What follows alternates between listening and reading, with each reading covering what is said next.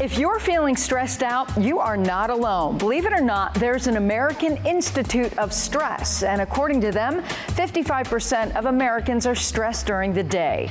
Stress can range from everyday pressures of work or family situations to financial worries and anything in between. Today, we're learning how to pinpoint the bad stress, how to manage it, and when is it time to reach out for help.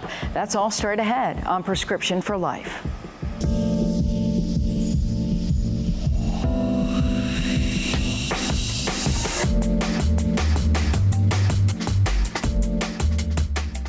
Thank you so much for joining us. I'm Monica Robbins. Having a little bit of stress in our lives is normal, but often it piles up and leaves us overwhelmed. Well, when that kind of stress is left unmanaged, it can take a serious physical toll on your body. It can literally make you old. A study found people who experienced more stress showed signs of accelerated immune aging, which can potentially lead to an increased risk for chronic diseases. Our expert is going to walk us through what's normal and when stress can lead to problems down the road. But first, Jesse Pagan at our San Diego TV station shares a story about his health scare that started from stress. How stressed out are you? Oh, 11. I'd say it's 7 out of 10. I'm about to pay for college, so.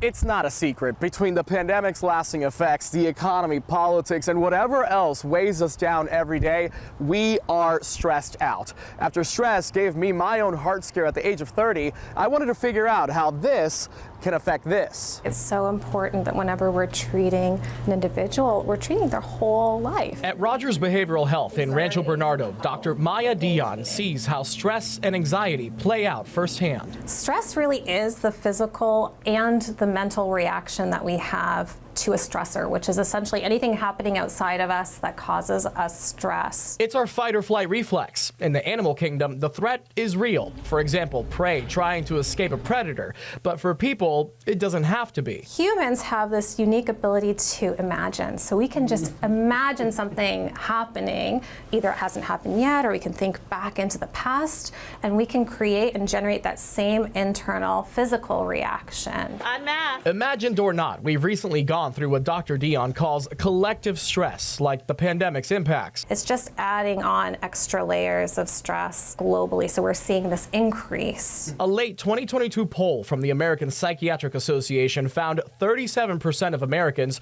rated their mental health fair or poor. That's up from 31% in 2021.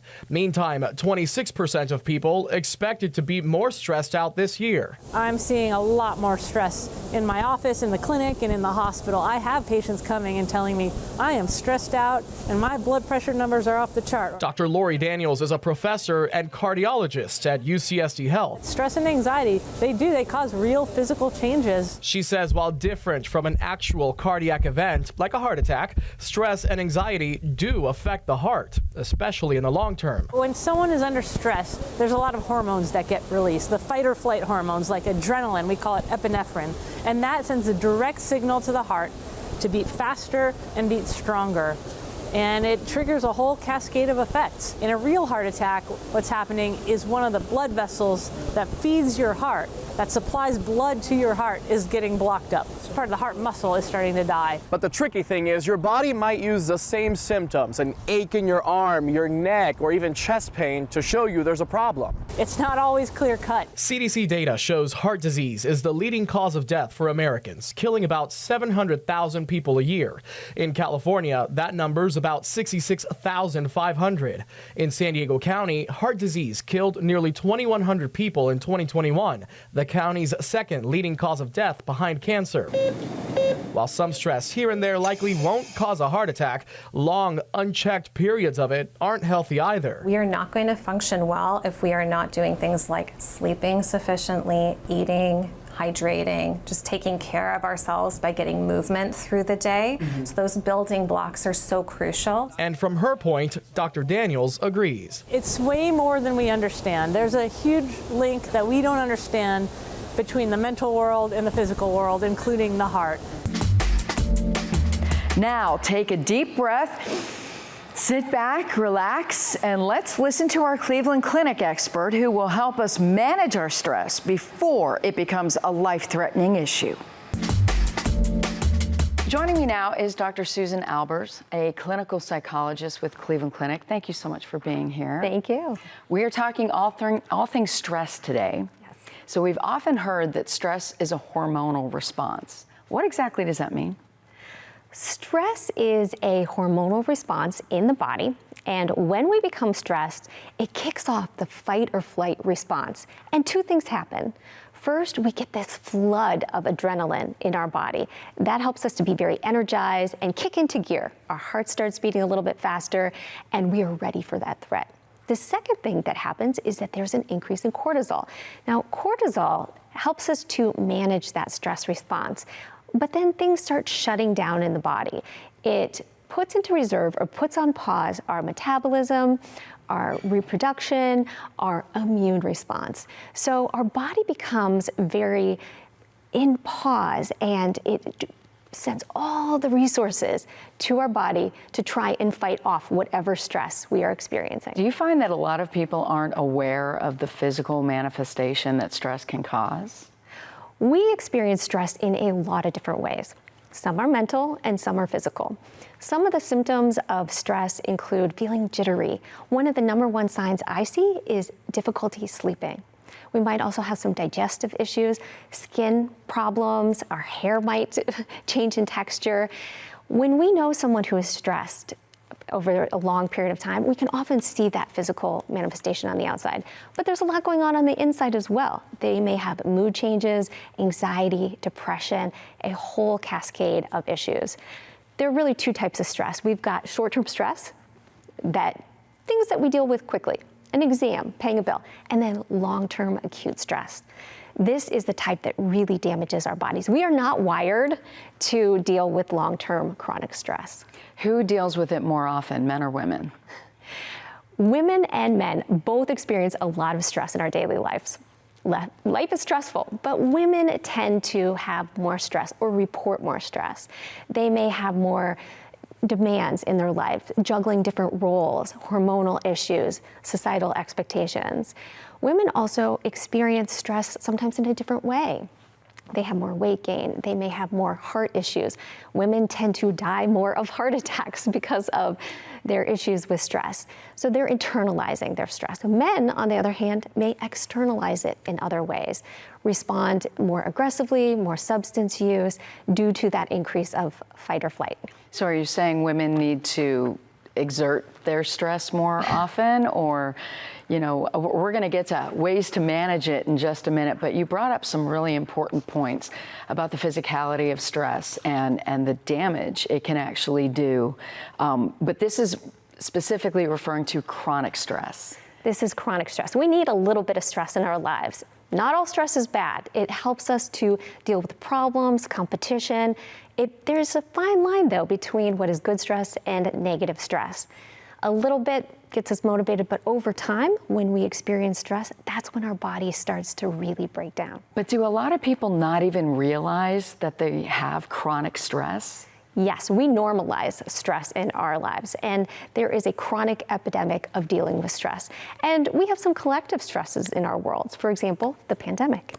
We had quite a lot of stress reactions. We saw it with kids, adolescents, adults, and we can all experience stress in different ways.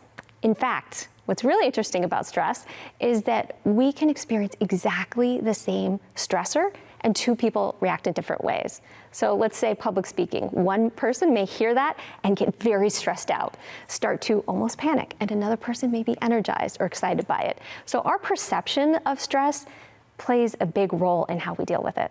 So when you go, let's go back to chronic stress though, because that's the one that everybody is probably dealing with and doesn't realize it. Yeah. So how serious can these, you mentioned heart attacks, but when you're dealing with, you also mentioned depression and anxiety. If you're dealing with chronic stress for a long period of time and not recognizing it, what kind of impact can that have long term? In the short term, when we are stressed, that cortisol reduces our immune response. So it makes us more vulnerable to everyday kind of illnesses, such as colds, the flu, COVID. In the long term, it starts to break down our body. Those T cells and white blood cells that help to fight off chronic infection become paused. And so now we become vulnerable to type 2 diabetes, asthma, ulcers, cognitive issues, a host of different problems physically and mentally. So are you saying if somebody is dealing with digestive issues right now and they're not recognizing that they're dealing also with chronic stress, how do you recognize it? When do you know that you need to go talk to somebody? In my office, when I'm working with patients, I will often see a few signs, very big red flags that stress has taken over in their lives. I might notice problems with their sleeping. They're either sleeping too much or not at all. That's a big red flag. Also changes in their eating habits. They might be emotionally eating or completely lose their appetite, not enjoying life anymore, some anxiety, depression, shutting down is often a sign that you just can't deal with all the stress that's happening in your life. So overwhelmed. Overwhelmed. That's a good, if you're starting to feel that, maybe it's time to go talk to somebody. Yes, if you're recognizing this and you're just not responding well, getting support and help is one of the best things that you can do. Unfortunately, for a long time, we've looked at stress management as being kind of a luxury or self-care, but it is a necessity. In my office, when we're working on a lot of different health issues, first we look at stress. We look at the role of stress in someone's life before we do anything else. The funny thing is, though, if you're dealing with a digestive issue or a heart issue or one of those things, you're not going to go to a clinical psychologist. You're going to go to a gastroenterologist. So how does one know, no, this is something that you actually need to, think of your mind as well as your body? Keep track of your triggers. We often have some repeated patterns of the things that stress us out. And each and every day, write those down. It doesn't have to be complicated, but on a scale from 1 to 10, how stressed are you? And then also keep track of your physical manifestations and your mood. And once you start looking at that and keeping a record, you tend to notice that there may be a relationship between the digestive issues I'm having and the stress. And you start to put those two things together and look at it in a whole different way. You mentioned eating disorders. That happens to, there's always somebody who says, when I get stressed, I can't eat. Yeah. And then there's the person who, when I get stressed, I eat constantly. Nutrition and stress, how is it connected? They are very connected with each other, and in many different ways. Often people notice that they start to gain a lot of weight when they're stressed out.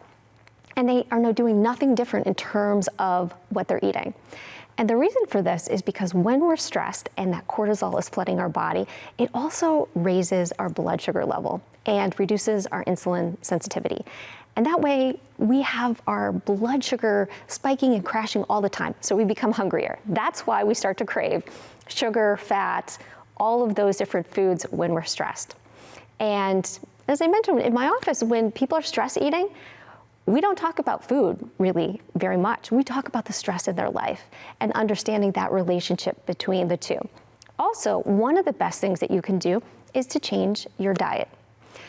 When we're stressed, our body becomes very inflamed on the inside, and food can help that or it can hurt it. So sugars, processed foods, increase inflammation and stress out the body and make us more vulnerable to type 2 diabetes, a lot of stress-related illnesses. But that's what you're craving when you're stressed. I know, and emotional eating as well. So you want that comfort when you are feeling stressed. Instead, we can focus on some foods that help to reduce that inflammation. So the 3 I like that I recommend all the time are citrus, mandarin oranges, foods that are high in vitamin C. We need that when we're feeling stressed because our immune system's down, and that vitamin C really helps. And they taste like candy. And they're sweet, right? So it helps to satisfy those cravings. The second is blueberries. Those are really helpful. They have a lot of antioxidants and help to buffer the body against all of that stress and the wear and tear. And then the third are nuts, any kind of walnuts, almonds, pistachios. They have a lot of omega-3 fats, but also, even better, is that they have magnesium. And when we're stressed, we tend to feel really anxious, and there's a relationship between high anxiety and low magnesium. So boosting that magnesium up can really help. That's really interesting. I'm so glad you brought up supplements, because we see so many supplements on the market, especially those that claim they can lower your cortisol. Yeah. Is there anything that legitimately can lower your cortisol that you can just go to your local pharmacy and pick up? Not that so directly. There are different minerals and vitamins that can help to regulate your hormones, to help to reduce that inflammation. There's not one be-all, end-all, but there are many things that we can do, even habit-wise, that help to reduce our stress level. There are some studies that look at drinking black tea that can naturally help to reduce our cortisol level. So if you're feeling stressed, a nice cup of black tea can help. No kidding. What about green tea? Green tea can help as well. So just one's iced and one's warm, and pick which one during the day? Both are comforting. Yes. Yeah. It's interesting you mentioned magnesium, because what I've learned about magnesium, it also helps sleep. Is that because, when you're stressed, you're not sleeping, and if it's magnesium is low, if you take it at night, it also helps your sleep level? Magnesium can help sleep. And sleep is the cornerstone of our mental health. If there's one thing that we can do to help and reset our stress level, is get a good night's sleep. There's a recent study that looked at individuals who were sleeping between 7 and 9 hours at night, and there was a 22% decrease in the risk of depression. So we need it to reset our hormones, realign. Even if we miss 1 hour of sleep, we are hungrier the next day. And we don't have the energy to do those coping skills that we do on a daily basis to help us to manage stress. Insomnia is a stress, symptom, if you will. But what about, I know a lot of women who have trouble, they can fall asleep, but they can't stay asleep. Yeah, turn that brain off. Yeah, is that a stress trigger, or is that a warning sign as well? It's a warning sign of significant stress. Being unable to fall asleep or stay asleep or just turn off your brain, it's usually racing over and over again, and it's hard to shut down. And it's easy to say, do some relaxation exercises to help you sleep. Not always easy. There are a number of resources that you can use to help you to fall asleep. These can include things like meditation, mindfulness, yoga, things that help to calm down your stress response. There's a lot of apps, such as the Calm app, Mindspace. There's also the Cleveland Clinic has a lot of apps that they produce that help walk people through how to do meditation, how to relax and deal with stress. That's me. I have no patience to sit still for any amount of time. So when I listen to guided meditation, and never do this in the car, by the way, when I listen to guided meditation, it actually walks me through what I need to do. What about deep breathing? We hear that constantly. Deep breathing is one of the best things that you could do. It helps to trick your body into thinking that you're relaxing or going to sleep. One of my favorite breathing exercises is what's called the 4-7-8. You inhale for 4 seconds, hold for 7, and exhale for 8. And this has been shown in a number of different observational studies to help to reduce anxiety and help people to sleep. Very easy. You can do it anywhere, anytime, and free. So are the managing stress, tricks and tips, are those things you should be doing before bed or first thing in the morning? When do you recommend people get access to those types of things? I recommend that people practice them when they are not feeling stressed. It's a little bit like learning to swim. We don't want to learn to swim in the middle of waves and a lot of chaos. We want to learn how to swim when things are calm waters. Same with stress. Practice those exercises, the yoga, meditation, mindfulness, breathing exercises. First thing in the morning is a great way to start the day, but you can do it routinely, anchor it to different activities to remind you. Let's say every time you send an email, do a quick breathing exercise. Do you recommend looking at your life too and figuring out where are your stresses and getting rid of them? But I also say, at the same time, there are some stressors like your job you can't get rid of necessarily.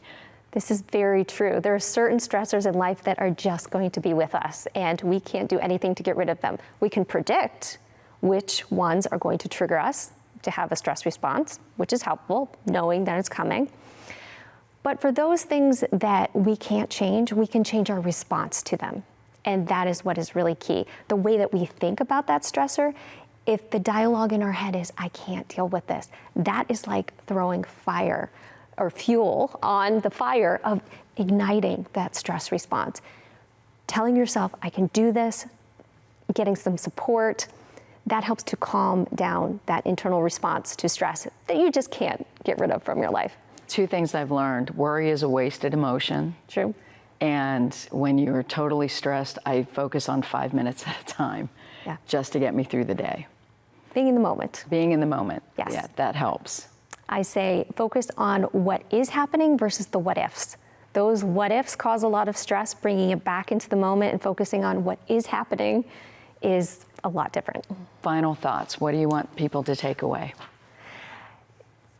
Using your natural resources each and every day to deal with stress. We don't have to spend a lot of money. We don't have to go out of our way. We can do stress management wherever we are. And it's so important to our mental and our physical health that it's something that we can invest in every single day. Great insight, Dr. Albers. Thank you so much. Thank you. That's all for this episode of Prescription for Life. Thank you so much for watching. I'm Monica Robbins, and I'll bring you another prescription next week. Until then, wishing you good health.